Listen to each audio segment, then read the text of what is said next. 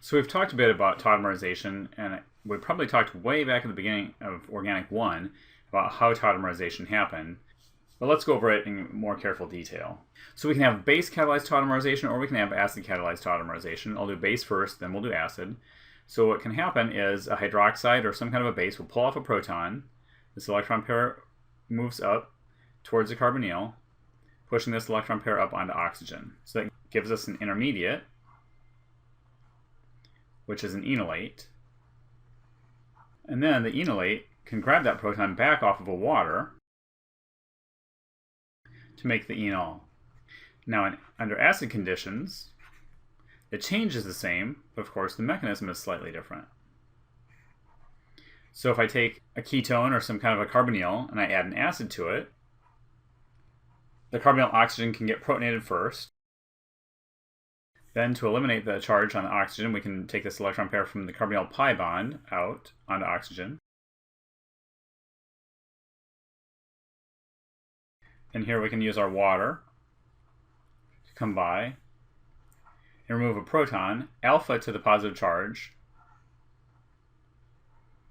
to have the electron pair move over to form a new pi bond to eliminate that positive charge. In both cases, you get the enol. The acid mechanism is just one step longer. So we talked about this a little bit already, but if we want to look at how does an enol react, just take a simple enol, react it with some kind of an electrophile. So I can have one of the pairs of electrons from the oxygen come down to form the new carbonyl. This electron pair comes out to attack the electrophile.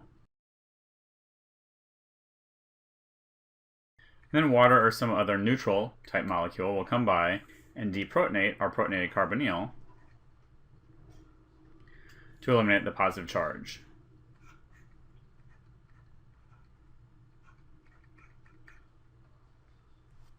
So if you want to look at the overall change that happened in the reaction, we started with a alpha hydrogen. That alpha hydrogen is replaced by whatever your electrophile is. So in the end, what we have is we have a substitution reaction that happens at the alpha carbon. So alpha substitution reaction. So as we start to look at enolates, we get to talk about one of my favorite subjects, and that's pKa's. So we'll start by talking about bases that we're going to use to form enolates. So the stronger the base that we use will drive the equilibrium more towards the enolate. So some examples of some good strong bases are things like sodium hydride, LDA, which I'm not positive if we've talked about before. If not, it's lithium diisopropylamide.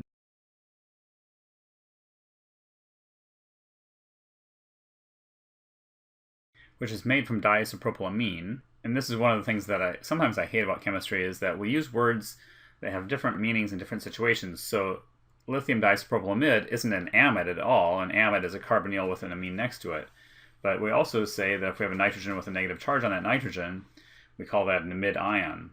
So lithium diisopropylamide. So if we want to talk about how strong of a base each of these are, of course, we have to look at the conjugate acid. The conjugate acid here would be H2. Conjugate acid here would be diisopropylamine. The pK of H2 is about 35. The pK of diisopropylamine is 40. So what does that mean? That means that if you look at equilibrium, sodium hydride can be used to remove any proton. It's a pK of about 33 or lower. Whereas LDA can be used to remove any proton with pK of about 38 or lower. Now, where did I come up with that? Did I just make up that number? What it comes down to is what the meaning of pKa is.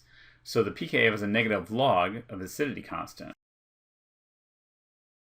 And the Ka is a concentration of the dissociated acid divided by the protonated form of the acid. So since it's a log system, that means that 2 pKa units difference is a difference here of about 100 to 1. So for every 2 units difference, we look at a difference of 100 to 1. So if LDA has a pK of 40, versus anything that has a pK of 38, this is about a 100 times worse acid, so that would make LDA a 100 times better base. So if it's better by about 100 times, that means that we can deprotonate it pretty completely. So that's why I'm using a pK difference of 2.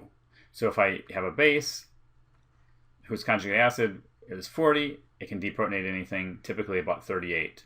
If I have a base whose conjugate acid is 35, I can typically deprotonate anything that has a pK of about 33.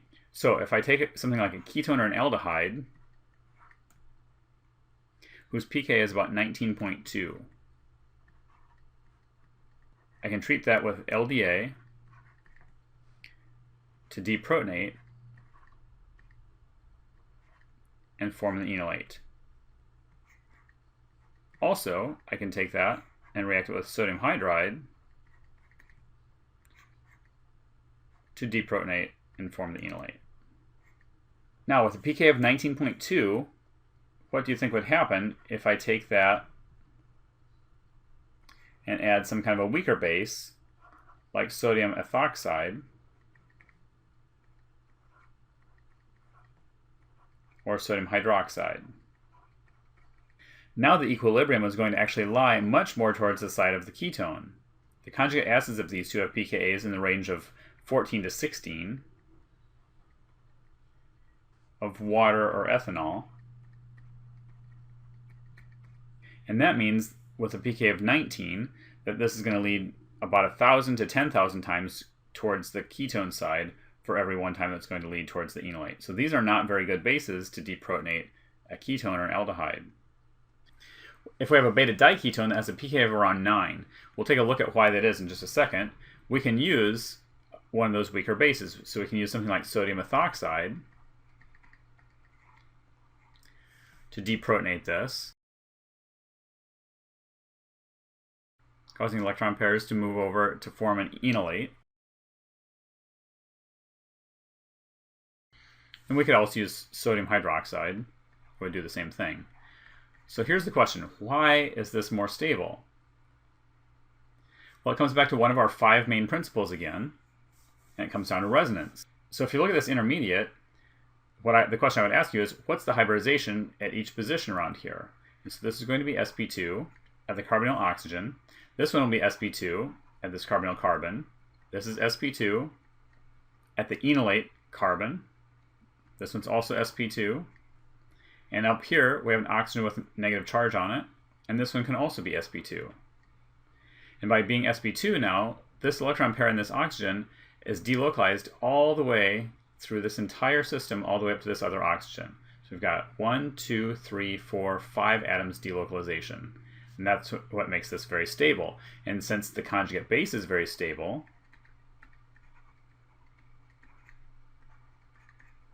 goes all the way back to chapter 2, that means that the molecule is going to be more acidic. So this molecule up here, we would call this a beta diketone, because you've got one ketone here, and then alpha, beta position away, you've got a second ketone. This one is an ester over here, and then we go alpha, beta, we have a ketone. So this is a beta ketoester. And beta ketoesters, pKa is going to be around 10.7. We could also have a beta diester. And beta diester has a pKa of around 13.3. So the ester groups are clearly making it somewhat less acidic than it would be if it's just a ketone. So the beta diketone is the most acidic. We add one ester to one side, it becomes a little bit less acidic. We add esters to both sides, it becomes a little bit less acidic yet.